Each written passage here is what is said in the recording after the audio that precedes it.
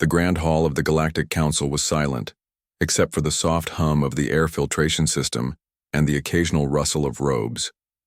It was a place of power, filled with alien species that had existed for thousands of years. Their civilizations were ancient, their technologies far beyond anything humans could imagine. Today they gathered to make a decision that would affect the future of Earth and its people. The Council had been watching humanity for decades, analyzing every step, every mistake, every triumph, and today they would finally give their judgment. The Council's chamber was a vast room with walls made of shimmering crystalline material that reflected the galaxy's stars. The leaders of the major species sat in large, elevated chairs. The Zelthari, a race of towering insectoid beings, looked down from their seats, their multifaceted eyes gleaming with interest. To their right sat the Orcs, a species of cold-blooded reptilian warriors. And further along the room, the Miran, a race of slender humanoid beings who had mastered the art of telepathy, observed quietly. At the center of the room, on a raised platform, stood Rhea, Earth's ambassador. She was human, young, and calm. Despite the weight of the moment, she showed no fear. She knew what was coming. The head of the council, an ancient Zelthari named Valkar, lifted a long, spindly arm and signaled for silence. The other representatives stopped murmuring. The time for judgment had arrived. Representatives of the Galactic Council, Valkar began, his voice deep and resonant. We have watched the human race for many years. Their behavior is erratic, their technology primitive, and their understanding of the galaxy limited. It is time to address the matter. He paused, letting the words sink in. The room held its breath. We, the Galactic Council, have decided that Earth and its people are to be classified as a subordinate species. Valkar's voice was matter-of-fact, without a hint of emotion. They will be restricted in their access to the technologies of the greater galaxy. Their expansion will be monitored and their movements limited. Humanity will be treated as a sub-level species, and its growth will be controlled until such a time that they prove themselves worthy. The room was silent, the weight of the decision hanging in the air.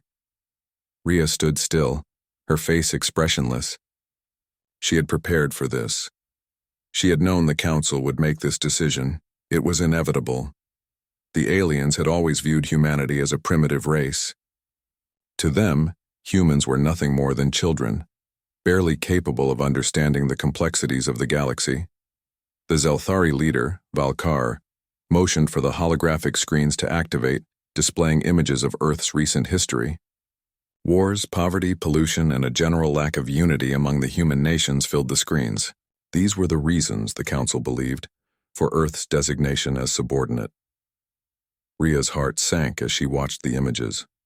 These were the things they had fought to overcome, the mistakes they had learned from.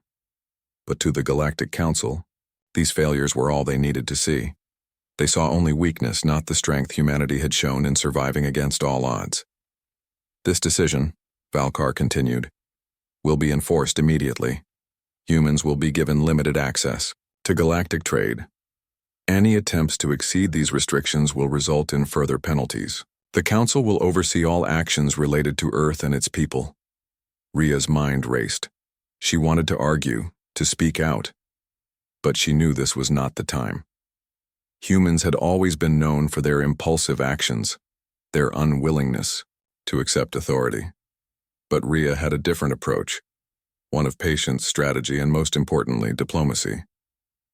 She stepped forward slowly, her voice calm but firm. "Honorable members of the Galactic Council," she said, her words clear and strong.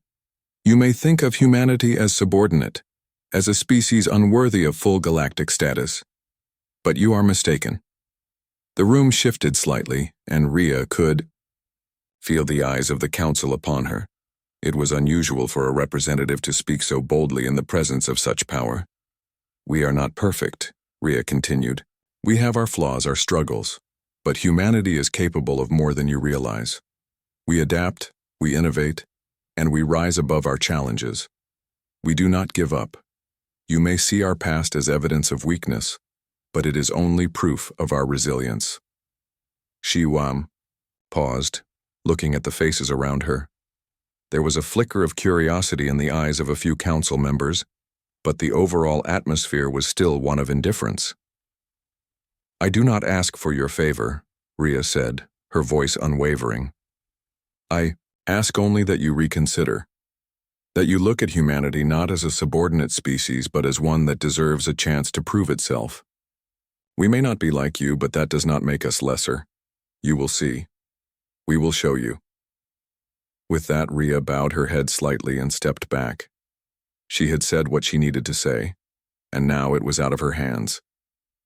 The decision had been made, and humanity would have to find its own way forward. The council was silent for a long moment. Then, Valkar spoke again, his voice cold and dismissive. We will see, he said. But for now, the verdict stands. Humanity is subordinate. Rhea turned and left the chamber without another word. Her heart was heavy, but she knew this was only the beginning. She had faith in humanity. They would prove the council wrong. Outside the chamber, her team waited for her. They had heard the decision, and their faces reflected the same mixture of frustration and determination that Rhea felt inside. We'll get through this, she said, her voice steady. We've faced worse and come out stronger. We'll show the galaxy who humanity really is.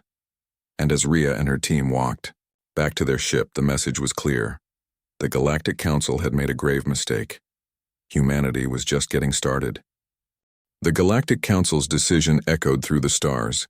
Humanity once again was cast aside, treated as a species not yet worthy of the galactic stage. The Council believed that the restrictions they had placed on Earth were temporary, a way to bring the young species into line.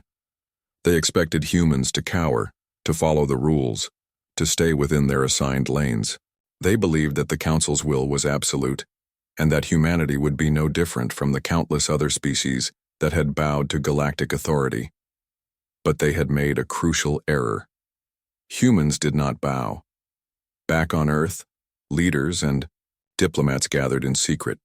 They had expected the verdict, they had prepared for it, and now they had to decide how to respond. The United Nations had been working in the shadows, uniting the fractured nations of Earth in a way that had never been seen before. If there was one thing that humanity could do well, it was to come together when faced with a common enemy. And now, Earth had one. The Galactic Council. Rhea, the ambassador who had spoken before the council, stood in a small room in the heart of Earth's capital. Around her were the top human diplomats, scientists, and military leaders, all equally concerned. The world was divided, yet they all knew the time had come for humanity to show its true strength. What's the plan? Asked General Adams, a stern, battle-hardened officer from Earth's combined forces. Rhea's voice was steady as she spoke. We're not going to fight them directly, not yet. We're going to outsmart them.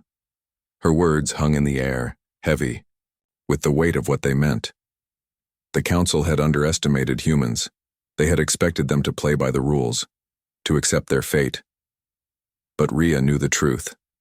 Humanity had always survived by thinking outside the box. They had adapted, built and created when it seemed impossible, and now they would do it again.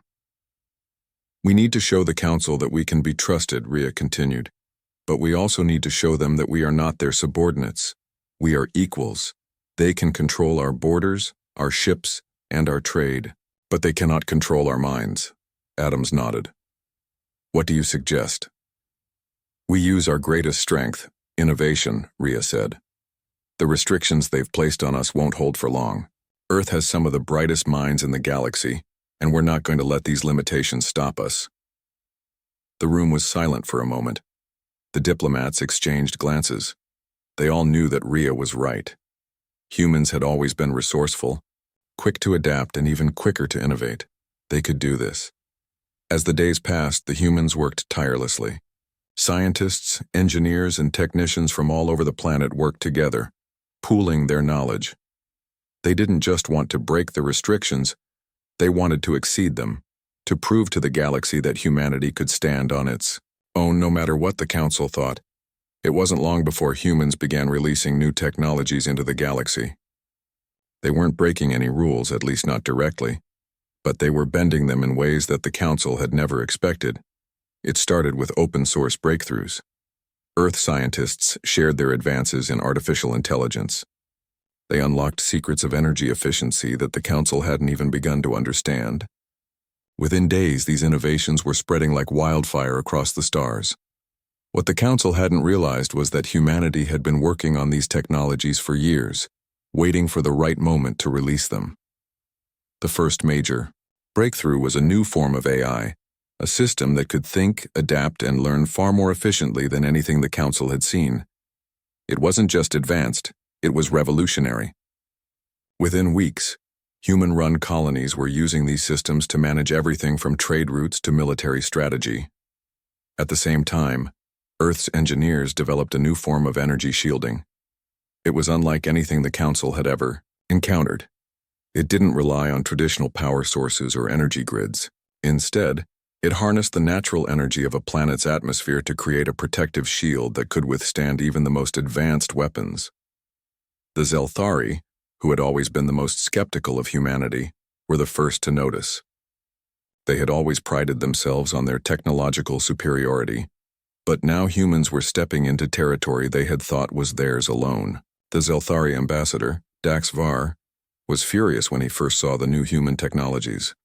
He called an emergency meeting of the Galactic Council. "This is unacceptable." Dax Var's voice echoed through the holographic display. "How can we control a species that can develop this level of technology on their own? They are supposed to be subordinate." The Miran ambassador Elisa spoke up. "We knew they were resourceful. We've all seen the way humanity has overcome adversity in the past, but we didn't expect this so soon." The Viewership leader, Tarax, was more pragmatic. "They may not be following the rules, but they're not breaking them either. These technologies are available to anyone who wants them. If we stop them, we risk provoking the humans. Then we must impose harsher penalties," Daxvar insisted. "They cannot be allowed to continue developing at this rate." But Elisa wasn't convinced. "If we push too hard, we risk pushing them away. Humanity may not be advanced in the same way we are, but they are growing fast. Maybe we should give them a chance." Daxvar's mandibles clicked in frustration. "A chance? The verdict has already been delivered. They are subordinate, and they will stay that way." But as the Council bickered, humans on the ground were already making their next move. Across the galaxy, Earth's influence was beginning to spread. The new technologies had already reached several colonies, and the response was overwhelming. Planetary governors who had once dismissed humanity as insignificant were now eager to work with Earth. They saw the potential of these innovations, and they saw the humans who had given them a new hope. One such colony, the mining world of Xinox, was the first to reach out to Earth directly. The governor, a Miran named Kalen, sent a message to Earth's leaders. "We have watched your advancements with great interest. Your technologies are not only revolutionary, they are practical. The Galactic Council's decision has left many of us questioning our place in this galaxy. We would like to discuss the possibility of a new alliance." The message was sent with an open invitation. Rhea, back on Earth, received the transmission with a smile. She knew this was just the beginning. They hadn't fought the Council directly, but they had done something far more dangerous. They had inspired others to question the status quo. The Council had underestimated humanity, and now they would regret it. The Galactic Council remained blissfully unaware of the storm that was brewing just beyond their grasp. The decision to classify humanity as a subordinate species was meant to be a decisive blow, a way to ensure Earth remained under control, a species too primitive to ever challenge the authority of the Council. But the Council's confidence was misplaced. They did not see what was happening in the shadows, and soon they would realize the mistake they had made. Across the galaxy, human innovations were spreading at an astonishing rate. What had started with a few breakthroughs in artificial intelligence and energy technology had quickly snowballed into something much more significant. Human-made products powered by these new technologies were being traded between colonies and star systems, causing a ripple effect that the Council was struggling to control. The Zelthari were the first to notice something was amiss. Their once dominant position in the galaxy was beginning to erode. Their advanced warships, long considered the strongest in the galaxy, were no match for the new human shield technology. The first signs of this had appeared in a routine skirmish between a human trade convoy and a group of Zelthari pirates. The pirates had attacked expecting an easy victory, only to find that the human ships were nearly invulnerable to their weapons. Daxvar, the Zelthari ambassador, was furious when he received the news. He called an emergency meeting of the Council. The holographic images of the Council members flickered into view, and Daxvar wasted no time getting to the point. Humans are using some form of energy shield that we have never encountered before, he said, his voice dripping with frustration. How are they doing this? This is not supposed to be possible. Elisa, the Moran representative, raised an eyebrow. Is this not the same technology that they released only weeks ago? The shield that harnesses planetary energy to create an unbreachable defense? Yes, Daxvar hissed. But how are they deploying it so quickly? How have they built entire fleets around this technology? The other Council members exchanged uneasy glances. The Orcs, a warrior species who had long prided themselves on their strength, were particularly concerned. Their military strategy was based on overwhelming force, something that the new human technologies were proving to be resistant to. If the humans could defend against even the most advanced weapons, it would shift the balance of power in the galaxy. But it wasn't just the military power of humanity that worried the Council. Humans had started something much more subtle. They had begun making alliances. The first was with the mining colony of Xynox, a world previously ignored by the Galactic Council. Governor Kalen, a Miran leader, had contacted Earth, eager to work with them. The governor had requested an alliance based on the promise of access to Earth's new technologies, and humanity had agreed without hesitation. Soon after, other colonies began reaching out. Earth's trade networks expanded rapidly, offering valuable resources and technologies in exchange for support. The response was overwhelming. Smaller colonies, oppressed by the Council's policies, saw an opportunity in humanity's rise. The Council had expected humanity to remain isolated, but now Earth was making friends. And not just any friends, these were colonies that had been ignored for generations. By the time the Council realized what was happening, it was too late. The chain of events had already been set in motion, and humanity was no longer just a subordinate species. They were becoming a powerful force in the galaxy, one that even the Council couldn't ignore. Rhea, Earth's ambassador, continued to work tirelessly behind the scenes. She knew that the key to winning the hearts and minds of the galaxy was not through brute force but through diplomacy. The more alliances she could form, the stronger Earth's position would become. She had always believed in the power of cooperation, and now more than ever that belief was being tested. As Rhea met with leaders from various colonies, she noticed a shift. The once skeptical and dismissive attitude toward humanity was beginning to change. Colonies that had once seen Earth as a small, insignificant world were now asking for humanity's help. They were asking for the very technologies that had been denied them by the Council. One such leader, a Vorok's general named Tarax, had been particularly resistant to human involvement in galactic affairs. He saw humanity's rise as a threat to his species' dominance, and he had made it clear that he didn't trust Earth. But when he saw the results of human technology firsthand, he began to soften. His fleet had been equipped with human-designed energy shields, and they had proven to be invaluable in defense against a recent raid from space pirates. Tarax reluctantly acknowledged, "I didn't believe in you humans. But these shields, they've saved our people. I admit I underestimated you. It was a small victory, but it was a victory nonetheless." Rhea smiled, knowing that the more alien species that came to see humanity as a valuable ally, the less power the Council would have to dictate humanity's future. Back on Earth, the news was spreading like wildfire. The human race was beginning to understand that they were no longer just survivors of their own world. They were becoming a central part of the galactic community. And with each new breakthrough, with each new alliance, they grew bolder. Human people were united in a way they had never been before. They no longer saw themselves as isolated from the galaxy. They saw themselves as a part of it, a vital part of its future. And the Council, in its arrogance, had underestimated that unity. As the days passed, the Galactic Council's grip on the galaxy began to slip. The very thing they had feared, the rise of humanity, was happening, and they could do little to stop it. The galaxy was changing, and the old order was being challenged in ways no one had expected. Valkar, the leader of the Council, was beginning to feel the pressure. He had dismissed humanity as a minor inconvenience, a species not worth worrying about. But now it was clear that they were not going to follow the Council's rules. They were going to write their own. As the meeting ended, Valkar looked around at the faces of the other Council members. There was fear in their eyes, a fear that hadn't been there before. They had made a grave mistake, and now it was up to them to decide whether to correct it or to risk everything by ignoring humanity's rise.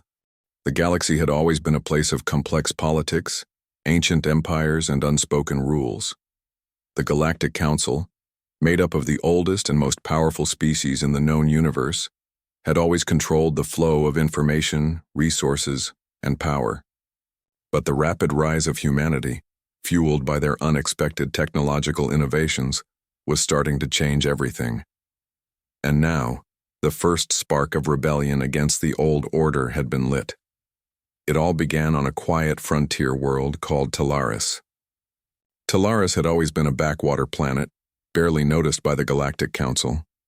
It was a small mining world, filled with hardworking people who lived in the shadows of the powerful empires that controlled the galaxy. But lately, something had changed.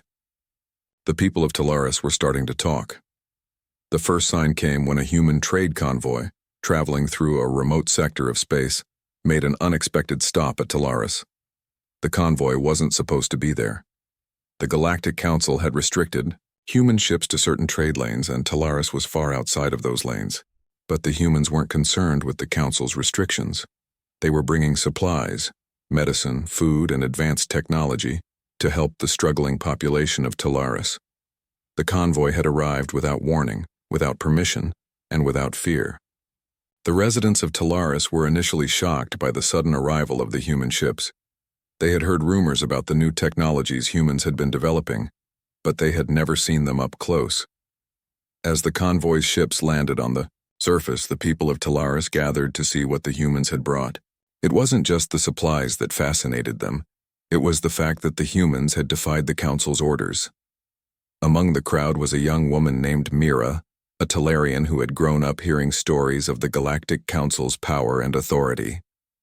She had always believed that the Council's word was law, that the galaxy was ruled by the ancient species who had controlled everything for centuries. But now, as she watched the human ships unload, she began to question everything she had been taught. The humans didn't seem afraid. They spoke with the Talarian leaders, offering their help, their technology, and their knowledge. They didn't speak of submission or servitude. They didn't bow to the Council's will. Instead, they offered a partnership, a chance for the people of Talaris to stand on their own. Mira was intrigued. She had never seen humans in person before, but their confidence and willingness to help struck her deeply. They didn't just come to trade, they came to change things. By the time the convoy left, Mira knew she couldn't ignore what she had seen. She couldn't go back to believing that the Council's rule was unchallenged, unbreakable, and she wasn't alone. The people of Talaris had seen the spark of something new, something powerful. Meanwhile, back on Earth, Rhea, humanity's ambassador to the Galactic Council, had been watching the situation unfold. She had known that this moment was coming, the moment when humanity would stop playing by the Council's rules. She had seen the rapid spread of Earth's new technologies, and now she saw that humanity was beginning to inspire others. It wasn't just Earth's innovations that were changing things, it was humanity's defiance. The galaxy had always been ruled by those who held the most power. But now humans were showing that power didn't have to be physical. It could be ideological. It could be the strength to say no. Rhea was sitting in her quarters aboard the human diplomatic vessel when she received a message from the Talarian leaders. The message was simple but significant. It read, "The people of Talaris are ready to stand with humanity. We want to join the Human Defense Pact. We stand for freedom, for change, and for a future beyond the Council's control." Rhea smiled as she read the message. It was a small victory, but it was a victory nonetheless. The spark of rebellion had ignited, and now there was no turning back. At the same time, the Galactic Council was holding an emergency meeting. Daxvar, the Zelthari representative, paced nervously in front of the holographic display. The news from Talaris had reached them, and it was clear that humanity was becoming more than just a nuisance. The humans were spreading their influence, and now they were openly defying the Council's orders. "This cannot stand," Daxvar hissed. "The humans are directly disobeying the Council's decrees. They are undermining everything we've worked for." Elisa, the Moran representative, spoke calmly, but there was concern in her voice. "Perhaps we are overreacting. Humanity is still young. They cannot possibly understand the consequences of their actions." Tarax, the Virox general, growled, "Underestimate them at your own peril. I have fought against the humans before. They are unpredictable and dangerous.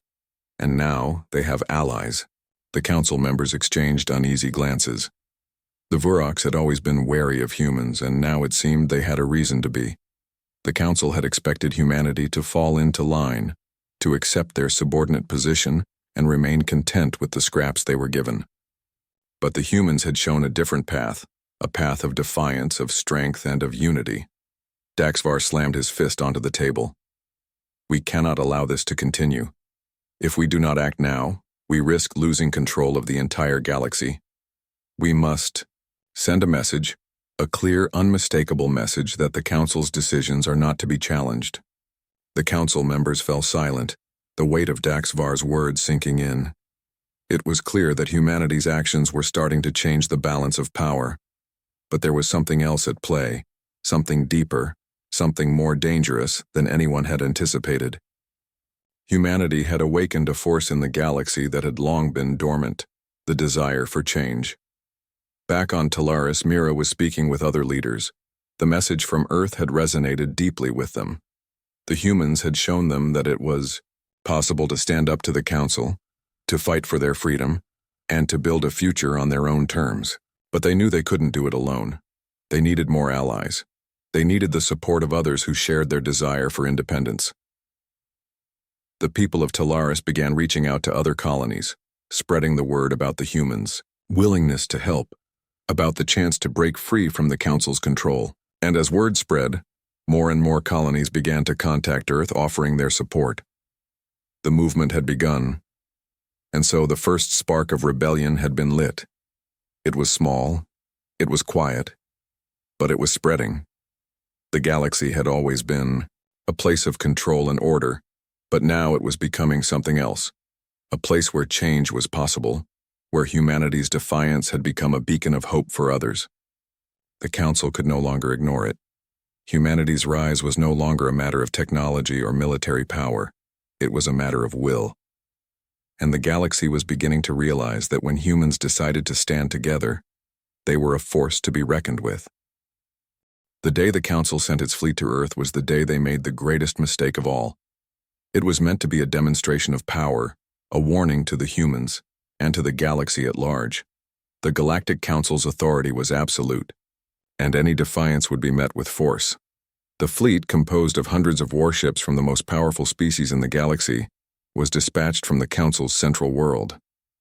The Zelthari's advanced warships led the charge, followed closely by the Virox's massive destroyers and the Moran's sleek cruisers. Together, they made up a terrifying force, capable of annihilating entire systems if needed. The message was clear: we are not to be questioned. As the fleet approached Earth space, the entire planet held its breath. The news had already spread. The Council was coming. For days, military strategists and diplomats worked around the clock to prepare Earth for what was inevitable. The Council's decision was final, and they were coming to enforce it.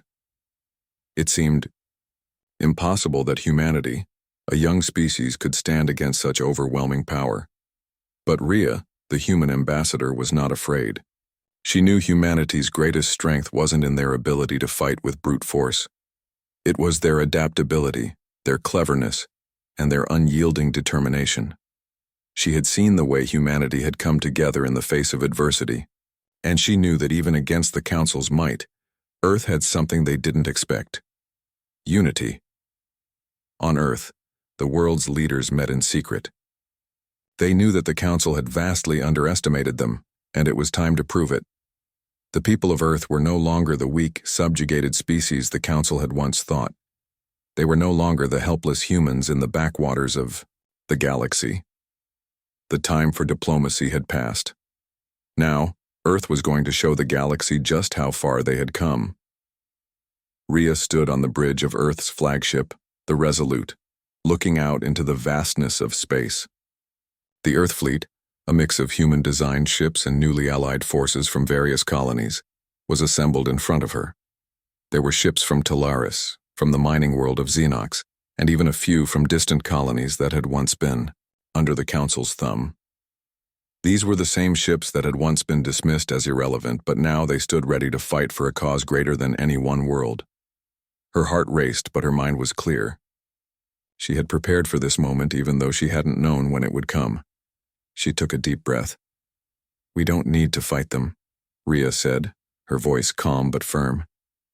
"We just need to show them we won't back down." General Adams, standing beside her, nodded. "We've already won half the battle, Ambassador. The Council is out of touch with reality. They think they're still in control, but they don't understand what humanity's become. And now we have allies." The words were true. The combined human and allied fleets outnumbered the Council's warships. It wasn't just about power. It was about unity. The Council had failed to realize that in underestimating Earth, they had united the galaxy's oppressed and forgotten worlds. The fleet's weapons were ready, but Rhea knew they would only fire in defense. They weren't going to strike first. They weren't the aggressors. But they would protect their world, their people, and their allies. The Council fleet arrived in Earth's space with the speed and precision expected of the galaxy's elite. The Zelthari flagship Dreadwalker was the first to break through the atmosphere. Its enormous size and ominous shape cast a long shadow over Earth's defense fleet. It was a spectacle meant to intimidate, but as the Council ships entered orbit, something unexpected happened. The human fleet didn't scatter. They didn't panic. They didn't back down.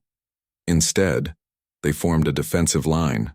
The ships from Talaris, Xenox, and other colonies filled in alongside Earth's own vessels. Together, they stood as one. And they waited. "Let them make the first move," Rhea said, speaking to the crew of the Resolute. "We don't fire unless they do."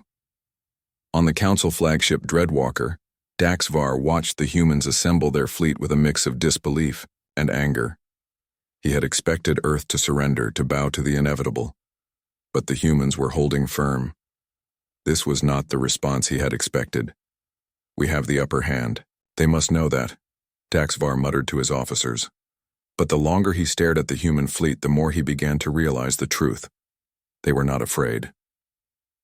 "Send the order," Daxvar commanded. "Begin the negotiations."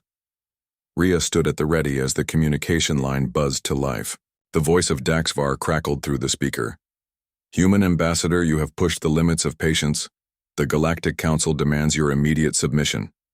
If you do not comply, we will be forced to take further action." Rhea listened, carefully, her voice calm as she spoke. "We will not submit. We will not bend to your will. Humanity is not your subordinate, Daxvar, and neither are any of the colonies you've oppressed. This is not just about Earth, this is about freedom. This is about standing together. You cannot control us anymore." There was a long pause on the other end of the line. Daxvar's voice was cold, but there was uncertainty behind it. "You are making a grave mistake, Rhea. The Council will crush any resistance." Rhea's response was quiet but resolute. No, Daxvar. You will not crush us, and you will regret ever underestimating humanity. The silence on the communication channel stretched for what felt like an eternity. And then, something happened that neither the Council nor humanity had anticipated. A signal arrived from another ship, an unexpected one. It was a ship from the Zelthari faction that had long been loyal to the Council, but it was carrying an unexpected message. The message was simple. We stand with humanity. Rhea's eyes widened in disbelief. She glanced at her crew and then at General Adams, who was equally stunned. The entire room fell silent. We have allies in the Council? Rhea whispered. Before anyone could answer, the message continued. It wasn't just one ship, it was the beginning of a defection.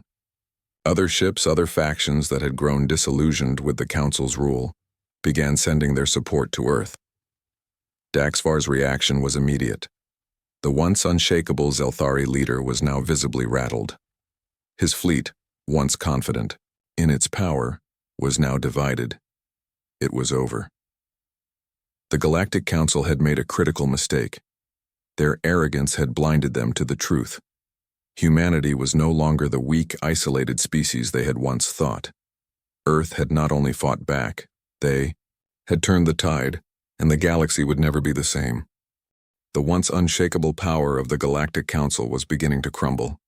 The unity that Earth had shown, the defiance that humanity had sparked in others, had created a ripple that spread across the stars. The galaxy was changing, and the Council was no longer at the center of it. What had started with a single spark on Earth was now a flame that could not be extinguished. In the heart of the galaxy, the Council's leaders convened in their towering, crystalline chambers. The air was thick with tension as Daxvar paced, back and forth. The defection of several factions had shattered the Council's once unified front. The Zelthari, Orcs, and Miran forces, who had once been so sure of their control, were now fractured. This is not a mere rebellion, Daxvar hissed, his many eyes narrowed in frustration. This is a movement. They are no longer just humans. They are an idea. And ideas are the hardest to control. Elisa, the Miran representative, stood in the shadows, her expression unreadable. She had watched the humans rise with quiet concern, but even she hadn't predicted how quickly their rebellion would spread. Their message was simple, but powerful. Freedom is worth fighting for. This was never just about Earth, Elisa said, her voice soft but heavy with truth. It was about every colony, every world that the Council has neglected and oppressed. Humanity gave them a chance to rise up. But they are too many, Daxvar growled. The Council's fleets are spread too thin. Even now, the humans are rallying their allies, forming alliances with worlds that once stood under our rule.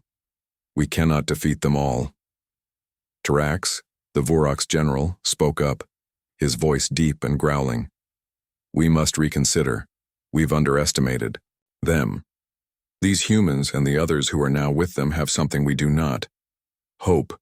They fight for something greater than power or control, and that makes them stronger than we've realized. The room fell into a heavy silence. The realization had finally set in. Humanity's rise was not just a threat to the Council's dominance. It was a threat to their very way of life. Meanwhile, on Earth, Rhea stood before a holographic map, watching as the stars flickered in the distance. The human fleet, now bolstered by the forces of their new allies, was preparing for the final step. They had proven they could stand against the Council, but now they were moving forward with a new purpose: to dismantle the old order and create something better. Rhea's mind raced as she looked over the strategic data.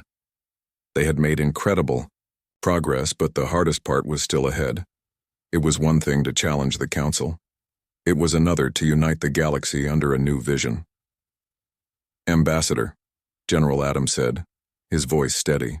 We've received word from Talaris, Zynox, and several other colonies. They're ready to join us. We have a majority now. The Council has lost its grip. Rhea nodded, but she knew that victory would not come easily. The Council still controlled the most powerful fleets in the galaxy. It wasn't just a matter of winning. It was a matter of convincing the galaxy that a new way was possible. "Prepare the fleet," Rhea said, her voice firm. "We are going to make our stand at the heart of the galaxy. We'll face the Council where they think they are strongest." The battle that followed was not like any that had come before. The fleets of humanity and their allies clashed with the might of the Galactic Council in a battle that stretched across the stars. But this time it wasn't just about firepower. It was about strategy, unity, and the will to fight for a future beyond the Council's control. As the battle raged on, the humans and their allies used the very technology that had once been dismissed to their advantage. Energy shields, AI-driven strategies, and advanced communication systems allowed them to outmaneuver the Council's forces. The Council's fleets were vast and powerful, but they lacked the unity that humanity had found in its struggle for freedom. At the heart of the conflict, Rhea's flagship, the Resolute, engaged with the Dreadwalker, the Zelthari flagship that had once been the symbol of the Council's strength. The battle was fierce, but Rhea's determination and the resolve of her crew pushed them forward. They were not just fighting for Earth, they were fighting for every colony, every world that had been silenced under the Council's rule. The Resolute managed to breach the Dreadwalker's defenses, and Rhea stood on the bridge, her gaze fixed on the enemy ship. She knew this was the turning point. If they could defeat the Council's flagship, they would show the galaxy that the Council was no longer invincible. A voice came over the comms. "Ambassador, we have a clear shot. Should we take it?" Rhea's heart pounded in her chest, but she made her decision quickly. "Take the shot," she said, her voice unwavering. The Resolute's weapons fired in perfect synchrony, and the Dreadwalker's shields buckled under the concentrated assault. Moments later, the flagship exploded in a brilliant burst of light. The Council's strongest ship was gone, but even as the battle reached its climax, Rhea knew that this wasn't the end. The fight had always been about more than just a single victory. It was about rewriting the rules of the galaxy. It was about showing the galaxy that humanity and their allies were no longer willing to bow to an ancient and oppressive system. As the battle ended and the Council's remaining forces retreated, Rhea stood in the command center, looking out at the stars. The galaxy had changed. The old order had been broken, and the new one was being forged in the fires of battle. But even as the galaxy began to rebuild, Rhea knew that this was only the beginning. "The Council is gone," General Adams said, his voice filled with awe. "But there's so much work ahead of us." Rhea nodded. "Yes, the real challenge is just beginning. We have to make sure that this new galaxy is built on equality, on hope, on freedom." The first step had been taken. Humanity had shown the galaxy that they were more than a subjugated species. They were a force to be reckoned with, and they would never again allow themselves to be silenced. As Rhea looked out at the stars, she saw a future where Earth was no longer a backwater planet. It was a future where humanity stood side by side, with the galaxy's other races, each one contributing to a new and better future. The fight was over, but the work had just begun.